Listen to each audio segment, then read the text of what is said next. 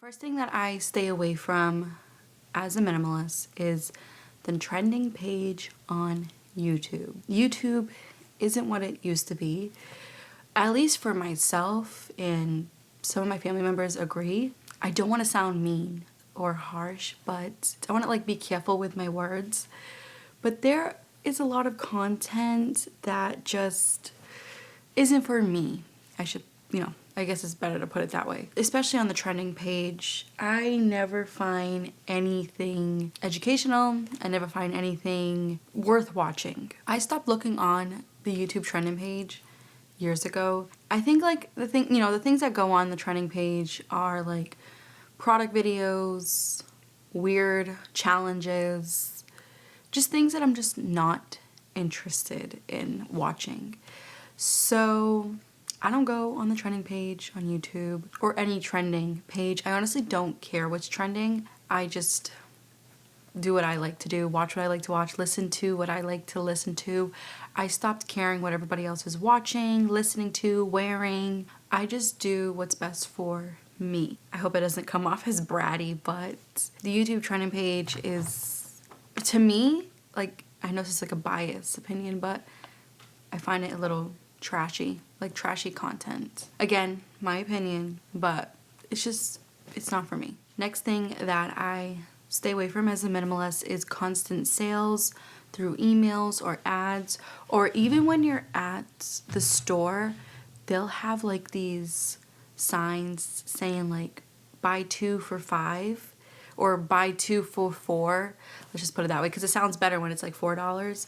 Buy 2 for $4, but in reality, the product is actually $2.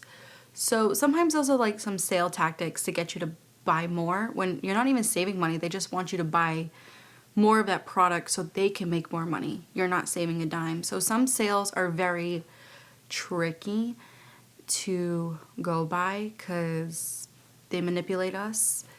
And throughout the years, I have learned a lot, especially with living here.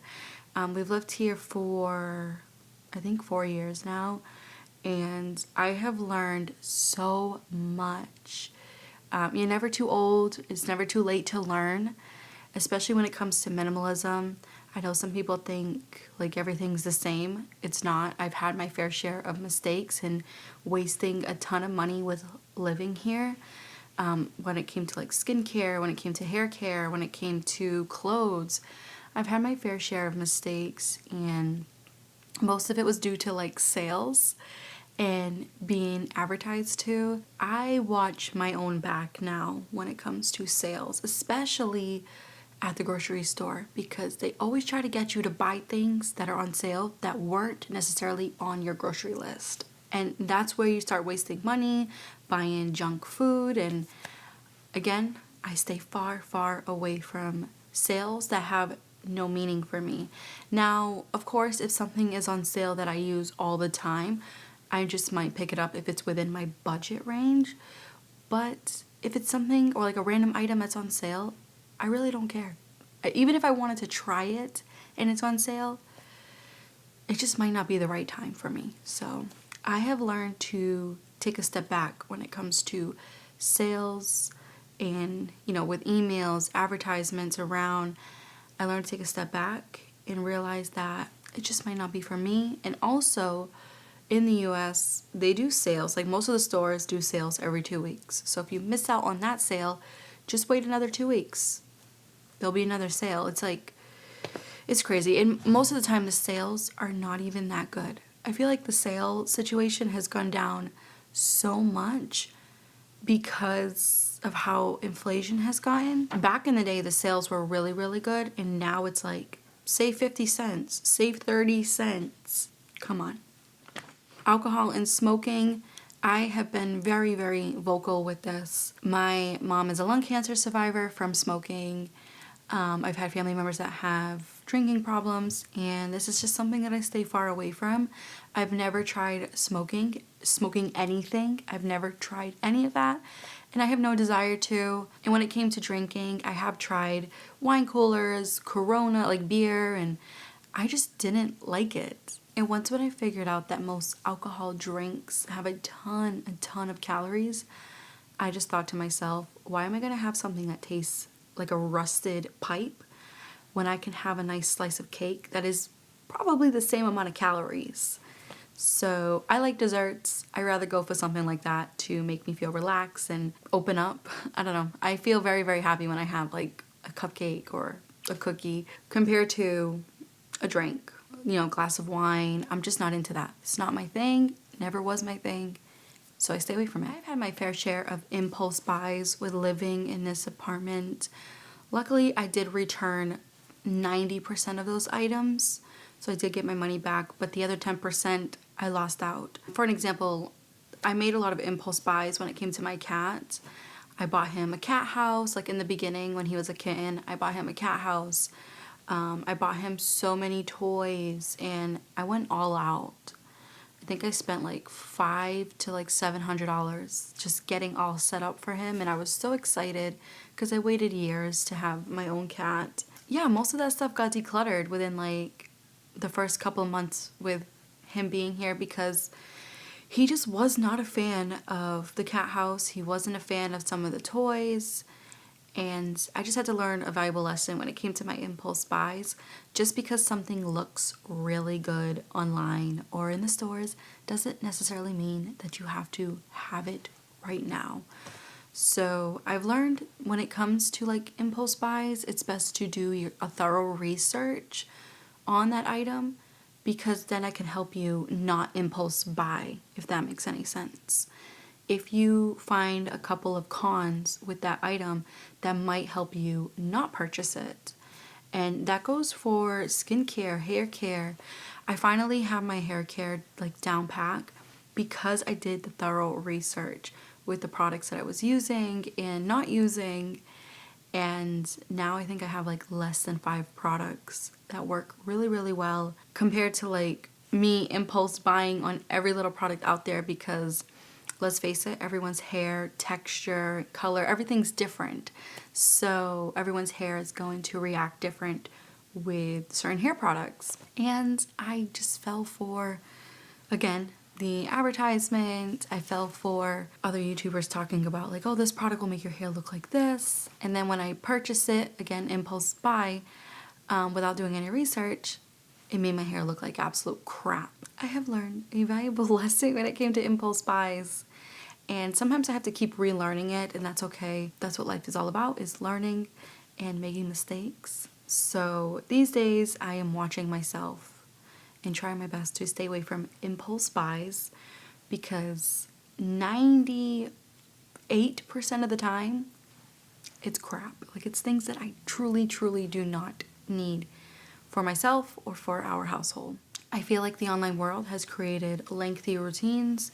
I used to have a very lengthy skincare routine and it wrecked my skin. I had a very lengthy hair care routine and my scalp was always super itchy, had like chunks of dry scalp. Moral of the story, lengthy routines doesn't always mean that you're gonna get the full benefit of every product.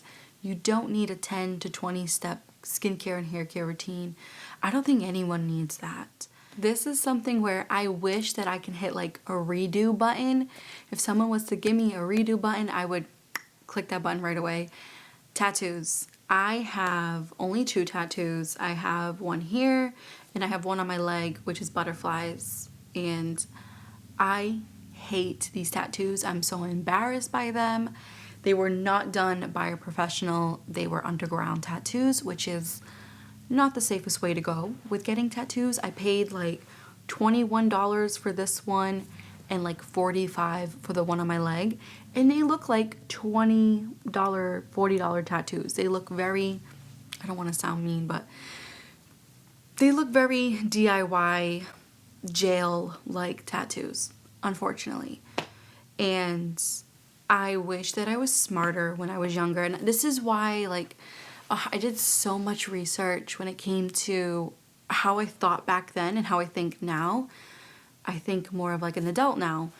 And, you know, what I've done when I was like 18, 20, 21, 22, 23, 24, those years were like my worst years when it came to my emotional state, my money, and just how I thought in general of life. And once when I started doing my own research, I came across like that your frontal lobe doesn't fully develop until you're like 25. So that could have played a role in my decision making because my frontal lobe wasn't fully developed. I want to use that as an excuse instead of me just like going off the limb. But yeah, I made quite a few mistakes with tattoos, and this is something that I will never, ever, ever, ever, ever do again. I know never say never, but I am not a fan of tattoos on myself. They look great on other people, don't get me wrong. There's some people that have some amazing artwork on their bodies, including my family members, but it's just not for me. I don't like it. I feel like it's another logo, and you guys know how I feel about logos. I'm not a fan of having logos on my body. I don't even know why I got music notes. It's because I liked music. That's why that was the thing I said back then. I'm like, oh yeah, I got music notes because I like music. And now I'm like, Kira, most of the population likes music. Doesn't mean that they have to get music notes on their body. And the same thing with the butterflies. I find them very fascinating. I've been to quite a few butterfly gardens, and it's one of the best experiences I've ever had. But that doesn't mean I have to get them tattooed on me. We'll never do that again. I hope in the future that I can have the income to get rid of these. It's going to cost a lot of money to get rid of these, and it's gonna take time. The one on my leg is a lot bigger than these, and it has color. It's like blue, yellow, and orange. I mean, it's pretty faded now. I got that when I was 17. Thanks, Mom. My mom was like a cool mom back in the day, and she let us all get tattoos, which is, I would never do that. I mean, to each his own, but I would never do that with my kids. I love my mom to death, and she knows I do. My mental state now is so different. Like, how I think about things is so different. And I know now, like, when you get a tattoo when you're younger, most people don't really like their tattoos when they get older. The tattoos that they got when they were younger. Most people regret them. Anyways, not to drag this out, I will never get a tattoo ever again, and I'm hoping one day, once when my finances are in check and okay, I can officially get these tattoos removed and not deal with it ever again. I used to be that person that would call myself the queen of horror, and I will say I've watched a lot of horror movies, probably all of them, except for the recent years. I stopped watching horror movies a little over a year ago, or any type of negative content. I stopped watching a little over a year ago. I stick to more of a mystery type of content, whether it's from Hallmark, whether it's from Hulu, like Only Murders in the Building with Martin Short, Selena Gomez, like that's pretty funny. Content like that. I've been watching a lot of romance content, and I will say with making this switch, I am less anxious. I am happier and excited to watch something instead of feeling scared. So I definitely think, scary movies or negative content does something to our mental health. Now, I'm not saying don't ever watch this stuff. Once in a while, it's fine. For myself, I don't have a desire to watch anything horror anymore. I go through enough negativity as it is within myself, and when it comes to like having bad days, I just don't need the content that I watch or the content that I watch before bed put me even more down or just make me feel like more anxious and scared. Like, I just don't need that. So I am definitely a rom-com kind of girl now. Don't get me wrong, mysteries is like the top of my list. There's a show that I'm watching that's actually really, really good on Hulu, High Potential. It's about a lady that has a very high IQ, and she helps the detectives solve their crimes because they miss a lot of things that they wouldn't see, things that she would only see because of her high IQ. So I really like shows like that. I also like some of the Hallmark shows that they have. They have, I forgot what it's called, On the Way Home or The Way Home, a magical pond. I know it sounds, it's weird, but hear me out.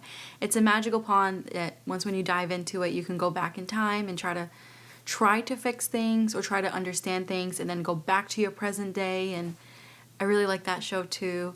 There's a lot of romance in it, and I'm definitely rooting for the main characters at this point. Yeah, there's just so many amazing shows out there, and I'm glad that I have opened my genre when it came to like what I was watching. So needless to say, I do not watch horror movies anymore. I prefer romance, mystery, like playful mysteries. And I also enjoy learning a lot of things like documentaries, and I like to, there's a lot of documentaries that I've watched on Netflix regarding like expired makeup or counterfeit makeup. Those documentaries are really good and educational. There's just a lot of great documentaries out there. I've watched the Blue Zone documentary, very interesting. There's just so much more out there to watch that doesn't make me feel sad. And the last thing that I stopped doing, and I'm so happy I did this because my head was just going crazy with the amount of negative comments, and that is I stopped worrying about what others think of me, whether it is online and in the real life. More online, because when I get on camera like this, wearing the same thing in every video and not doing my hair, not wearing makeup, not having filters on, not advertising every 5 seconds to you guys, there's people in the comments that can't keep their damn mouths shut.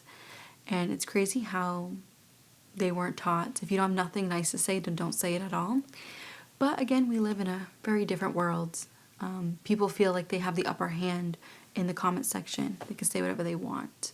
Because reality, they can. But this is something where I honestly don't give a crap. If I see a comment that I find offensive, or I find that it was irrelevant regarding, like, if I'm making this video, for instance, and someone says, your ears are absolutely huge, you need to do something about it. Delete the comment, block the person, move on. That's it. Don't get me wrong, I am human. There are some comments that get to me and I get really pissed. But I learned to just let it go, because 99% of those negative comments are to do with what that person is going through. It has nothing to do with me. They're just taking out their stress on me.